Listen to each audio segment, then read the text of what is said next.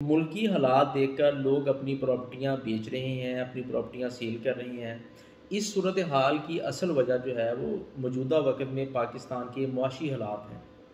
لوگ پینک ہو کر، پریشان ہو کر اپنی پراپرٹی جو ہے وہ سیل کر رہے ہیں۔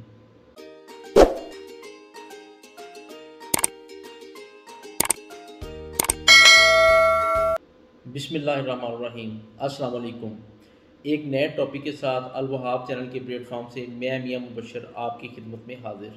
جیسا کہ ویڈیو کے شروع میں نے کہا کہ لوگ ملکی صورتحال کو دیکھتے ہوئے اپنی پراپرٹیوں کو سیل کر رہے ہیں، پینک ہو رہے ہیں، تو اس ویڈیو میں ہم ڈسکس کریں گے اور میں آپ کو مشورہ دوں گا کہ آپ اس صورتحال میں کیا کریں۔ آپ کو اپنی پراپرٹی کو سیل کر دینا چاہیے یا آپ اپنی پراپرٹی جو ہے وہ ابھی ہولڈ کر لیں۔ میرا مشورہ یہ ہے آپ کو کہ اگر آپ اس وقت پینک ہو کر، پریشان ہو کر اپنی پراپرٹی بیچیں گے تو آپ کو نقصان ہوگا۔ مثلا 1,00,000 روپے کی چیز جو ہے وہ آپ کی 70-80 ہزار میں سیل ہوگی تو آپ کو سراسر نقصان ہی نقصان ہے۔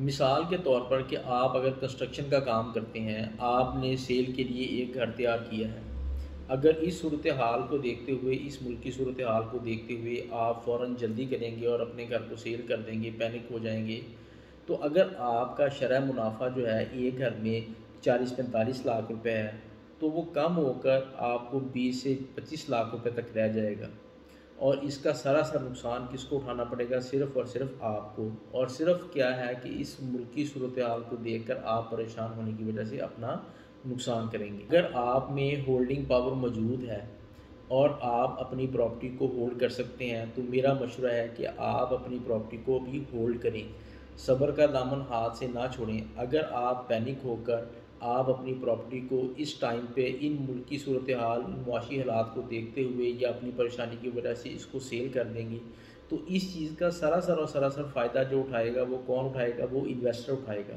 انویسٹر جو ہے وہ آپ کے موجودہ پروفٹ میں سے پروفٹ کمائے گا۔ یہ صرف آپ کی سوچ ہے کہ پاکستان کے معاشی حالات خراب ہونے کی وجہ سے یا ان میں اگر معاشی حالات میں استحکام نہیں ہے تو پراپرٹی کے ریٹ جو ہے وہ نیچے آ گئے ہیں، لیکن ایسا نہیں ہے۔ آپ نے اگر کوئی گھر خرید کیا ہوا ہے یا زمین کا کوئی ٹکڑا خرید کیا ہوا ہے، آپ اس کی ڈیمانڈ اگر 10 کروڑ پہ کر رہے ہیں تو کیا آپ نے اس کو 9 کروڑ میں سیل کر دیا؟ نہیں، ایسا نہیں ہے۔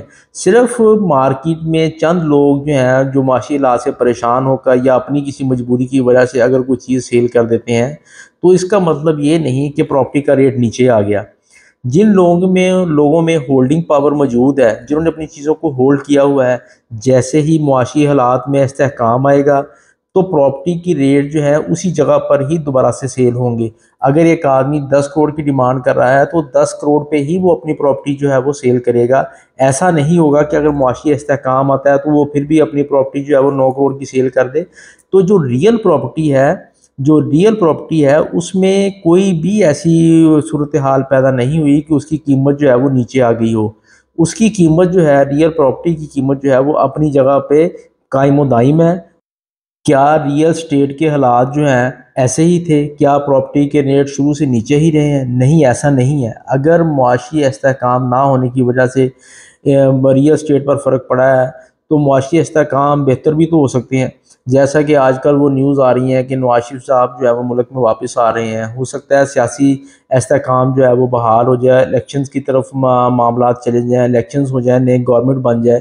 اگر نئی گورنمنٹ بن جاتی ہے، سارا کچھ معاملات جو ہیں وہ معمول پر آ جاتے ہیں تو آپ دیکھیں گے کہ ریئل اسٹیٹ کی مارکیٹ جو ہے وہ سب سے زیادہ بوسٹ کرے گی۔ اس لیے میرا آپ کو مشورہ ہے کہ اگر آپ میں ہولڈنگ پاور موجود ہے تو آپ اپنی پراپرٹی کو ہولڈ کریں، ذرا صبر رکھیں۔ اگر آپ مجبور ہو کر، پینک ہو کر آپ اپنی پراپرٹی سیل کریں گے تو آپ سراسر نقصان اٹھائیں گے۔